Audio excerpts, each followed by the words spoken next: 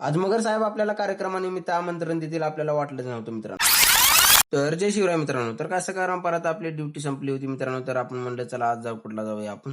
तर जरकोटला आल्यानंतर आपण जीके भाऊपाशी जाणार नाही असं कधी होईल का मित्रांनो? तर काय जीकेचा भाऊ बघा कसा खात होता कुरकुऱ्याचा पुडा. तर काय त्याचा व्हिडिओ शूट काढला आणि जीके पण बसला होता त्याच्या शेजारी. मग जीकेला म्हणा जीके खूपच आपल्याला भूक लागली तर जाऊन खाऊन येऊया म्हणलं. मग काय जीके भाऊन आपल्याला घेऊन गेला पटणी मामाची खिचडी खायला. तर काय आम्ही खिचडी खाल्ल्यानंतर मित्रांनो इथं अतिशय छान प्रकारची खिचडी बनवली जाते. तुम्ही एकदा अवश्य येऊन इथं खावा. तर नंतर काय आपल्याला कार्यक्रमासाठी घेऊन जाण्यासाठी आपल्याला गाडी आली मित्रांनो. तर काय आपण कार्यक्रमासाठी गाडीत बसून गेलो मित्रांनो.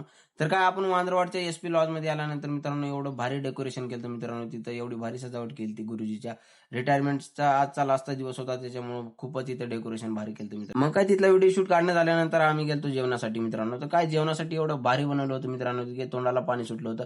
तर काय आम्ही जेवण करणं झाल्यानंतर मी म्हणलं चला आता जायचा आपला वेळ झालेला आहे चला. तर आम्ही काय गाडीमध्ये बसलो मित्रांनो. नंतर आम्ही घराकडे जात होतो. तर आजचा ब्लॉग आपण इथंच थांबूया. भेटूया आपण उद्याच्या ब्लॉगमध्ये. धन्यवाद.